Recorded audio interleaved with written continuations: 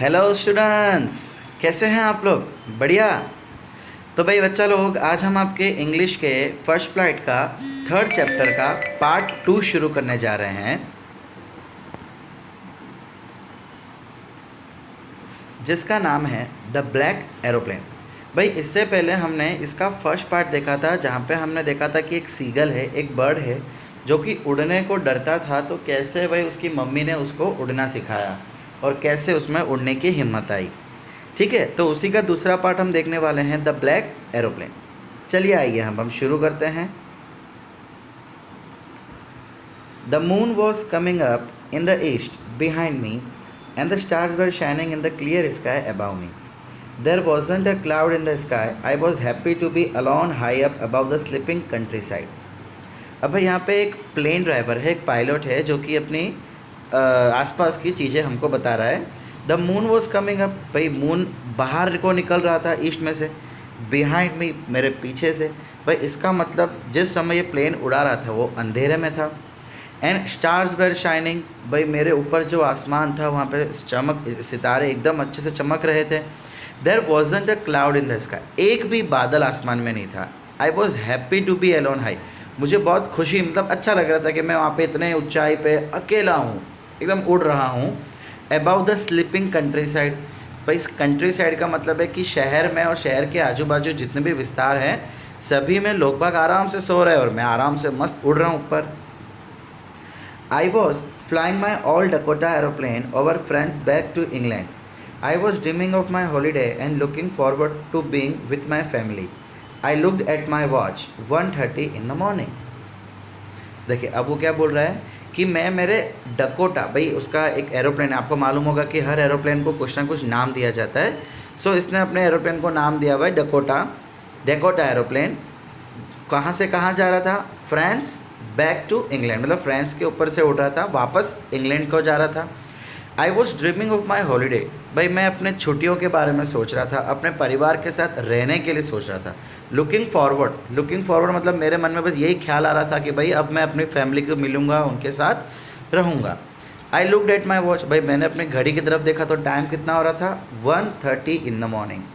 फिलहाल हम इसको रात के 1:30 बजे बोलते हैं, बट ये मॉर्निंग बोल रहा है तो ठीक है, मॉर्निंग रखते हैं।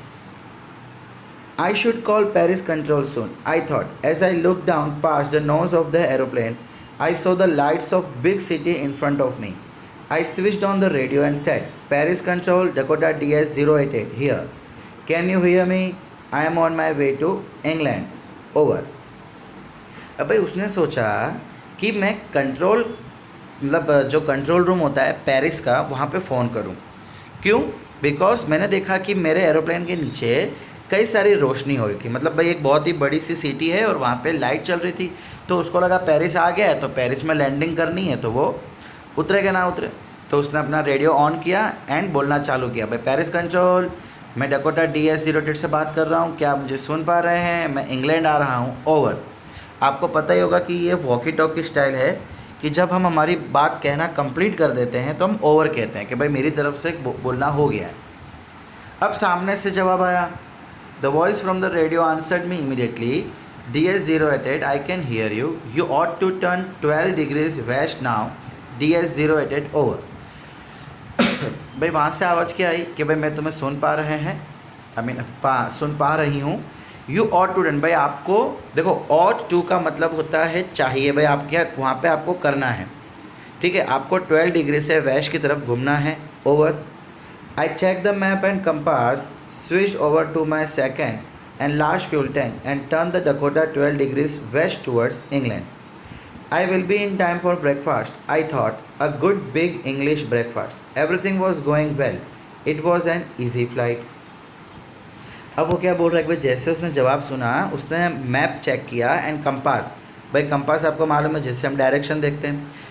फिर वो सब चेक करने के बाद switched over to my second and last fuel tank. भाई अब आपको मालूम हो कि नहीं हो कि एरोप्लेन में 2 या किसी में 2 से ज़्यादा भी फ्यूल टैंक होती है। तो जब उसने सब कुछ चेक कर लिया तो उसने अपना सेकेंड फ्यूल टैंक जो था उसको स्विच, मतलब पहला जो टैंक थी वो ख़त्म हो गया था, सो दूसरे वाले को उसने ऑन कर दिया और वो लास्ट था। एंड फाइनली उसने डकोटा को 12 डिग्रीज घुमा दिया इंग्लैंड की तरफ। अब वो सोचने लगा कि I will be in time for breakfast, भाई मैं ब्रेकफास्ट के समय तक तो आराम से इंग्लैंड पहुंच जाऊंगा। A good big English breakfast, ओहो, मतलब मज़े से खुश हो रहे कि वाह क्या ब्रेकफास्ट होगा। बहुत सब कुछ अच्छा चल रहा था, बहुत अच्छी तरीके से उसकी फ़्लाइट चल रही थी। Paris was about 150 kilometers behind me when I saw the clouds, storm clouds. They were huge. They looked like black mountains standing in front of me across the sky.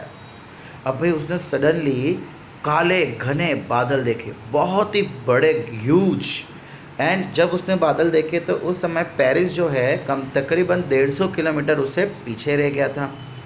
अब ये बादल एकदम किसी ब्लैक माउंटेन, भाई काली चट्टान जैसे लग रहे थे, जो कि उसके सामने एकदम से आ गए थे। I knew I could not fly up and over them and I did not have enough fuel to fly around them to the north or the south. अब भाई मुझे पता है कि मैं उनके ऊपर से नहीं जा सकता, ठीक है भाई, ऊपर जाना रिस्की हो सकता है उसके लिए, ऊपर बिकॉज कैसा माहौल होगा उसको पता नहीं था। एंड अगर मान लो कि वो बादल के एक्रॉस में, मतलब कि पहले नॉर्थ साइड में चले जाए फिर साइड में से ले लेवे, ठीक है, इनकी भाषा में नॉर्थ में से या साउथ में से चले जाए, तो वो भी इसके लिए पॉसिबल नहीं था बिकॉज इसके पास फ्यूल नहीं था इतना। I ought to go back to Paris I thought, but I wanted to get home, I wanted that breakfast. भाई मुझे फिर से जाना चाहिए पेरिस, ऐसा उसने सोचा, लेकिन बाद में उसने ये भी सोचा कि नहीं यार मुझे घर जाना है, मुझे तो ब्रेकफास्ट करना है। I will take the risk, भाई मैं ये रिस्क लेने को तैयार हूँ। I thought and flew that old Dakota straight in the storm, बस ये मैंने सोचा और सीधा मैंने डकोटा को, एरोप्लेन को स्टॉर्म में ले गया। Inside the clouds everything was suddenly black, it was impossible to see anything outside the aeroplane. The old aeroplane jumped and twisted in the air. I looked at the compass, I couldn't believe. भाई जैसे ही मैं बादल के अंदर घुसा सब कुछ काला काला हो गया था, बाहर देख पाना बिल्कुल पॉसिबल नहीं था, सब कुछ अंधेरा ही अंधेरा, काला ही काला दिख रहा था। द ओल्ड एरोप्लेन, और जो मेरा जो चुना एरोप्लेन था, जम्प का मतलब है भाई तूफान की वजह से ऊपर नीचे होने लगा, ट्विस्टेड, आज गोल गोल, यहाँ मतलब ट्विस्ट मतलब अपनी जगह से भटकने लगा। जैसे ही मैंने कंपास पे देखा मैं बिलीव नहीं कर पाया। I couldn't believe to my eyes, भाई मैं अपनी आंखों पे भरोसा नहीं कर पाया। क्यों? The compass was turning round and round and round, it was dead, it would not work. भाई कंपास का जो वो नीडल होती ना, वो गोल गोल गोल गोल घूमे जा रही थी। इसका मतलब इसका जो प्लेन है वो बहुत ही स्पीड में गोल गोल घूम रहा था, वो ऑलमोस्ट डेड, और अब वो बिल्कुल काम करना बंद कर दिया था। The other instruments were suddenly dead too. I tried the radio, भाई दूसरे जो इंस्ट्रूमेंट थे वो भी एकदम से बंद हो गए, सब डेड हो गए। मैंने फिर से कंट्रोल रेडियो पे कांटेक्ट करने की कोशिश की, Paris control, can you hear me? There was no answer, the radio was dead too. I had no radio, no compass and could not see where I was lost in the storm. अब भाई उसने कई बार कोशिश की, Paris control, क्या मुझे सुन पा रहे हैं, कोशिश बहुत की, लेकिन सामने से कोई जवाब नहीं आया। इसका मतलब उसका रेडियो भी अब काम नहीं कर रहा था, radio was dead. I had no radio, भाई मेरे पास रेडियो नहीं है, कंपास नहीं है, कोई दूसरा इंस्ट्रूमेंट नहीं है, मुझे बाहर कुछ दिख नहीं रहा, मैं अब इस स्टॉर्म में घूम गया हूँ। आई was lost in the storm. Then in the black clouds quite near me I saw another aeroplane. It had no lights on its wings, but I could see it flying next to me through the storm. I could see the pilot's face turned towards me. I was very glad to see another person. He lifted one hand and waved. भाई अब ऐसे तकलीफ़ में जहाँ पे मुझे लग रहा है कि भाई मैं अब स्वर्ग सिधारने वाला हूँ, उस समय मुझे काले घने बादलों में थोड़ा सा नज़दीक एक दूसरा एरोप्लेन दिखाई दिया। भाई उसकी लाइट तो नहीं थी, लेकिन हाँ वो एकदम मेरे बाजू में ही चल रहा था, उड़ रहा था। एंड उसके पायलट को मैं देख पा रहा था, उसके चेहरे को। उसके पायलट ने अपना हाथ उठाया एंड मुझे वेव किया। वेव करना मतलब जैसे अपने किसी को हाय करते ना, वैसे वेव किया। आई वॉज़ वेरी ग्लेड, भाई मुझे चलो एक शांति मिली। भाई आप जब घने जंगल में गुम हो जाओ और आपको कोई दिखे ना, सडनली कोई दूसरा इंसान दिखाई दे, आप कैसे खुश हो जाते हैं, वैसे ही इसके साथ हुआ है। ये बादलों में खो गया है, तो सडनली इसको एक दूसरा एरोप्लेन दिखाई दिया, एक दूसरा पायलट दिखाई दिया, तो ये थोड़ा शांति मिली इसको।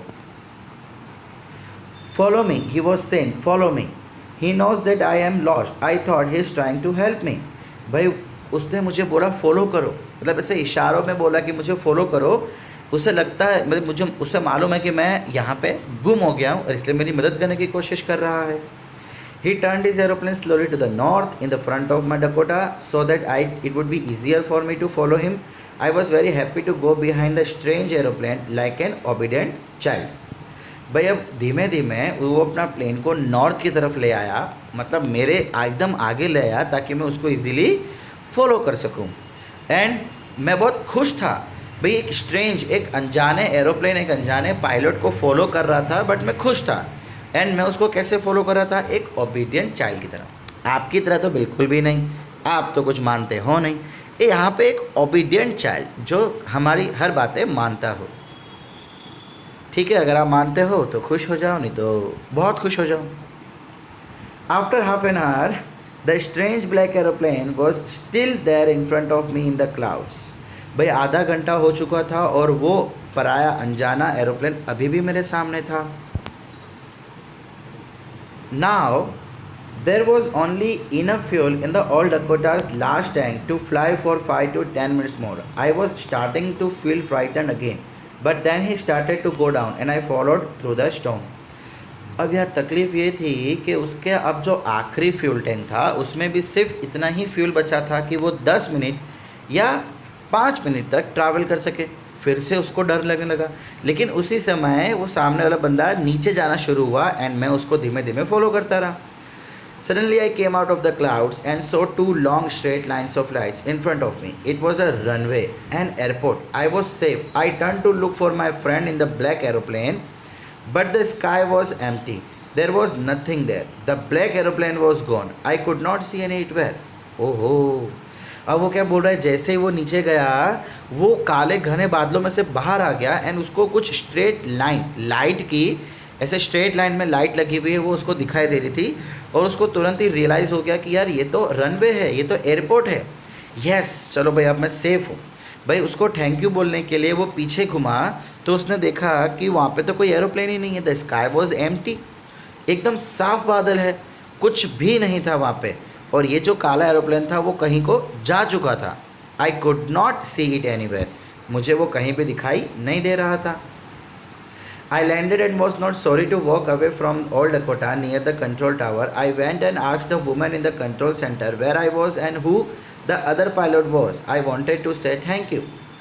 भाई जैसे मैं लैंड हुआ and was not sorry to walk, मतलब भाई मुझे मतलब वहाँ पे पहुँच के एकदम सुकून मिला. मुझे बिल्कुल भी अफसोस नहीं हुआ कि मेरा जो ये एरोप्लेन की जर्नी थी वो ख़त्म हो गई. बिल्कुल भी अफसोस नहीं हुआ. क्यों?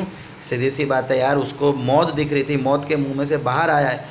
तो भाई वो एकदम खुशी खुशी चलते गया, कंट्रोल टावर में गया एंड जाते वहाँ पे एक वुमन बैठी थी. उसको पूछा कि भाई वो मैं कहाँ था, मैं कहाँ गुम हो गया था एंड वो दूसरा पायलट कहाँ है, मुझे उसको थैंक यू बोलना है. She looked at me very strangely and then laughed. Another aeroplane up there in this storm?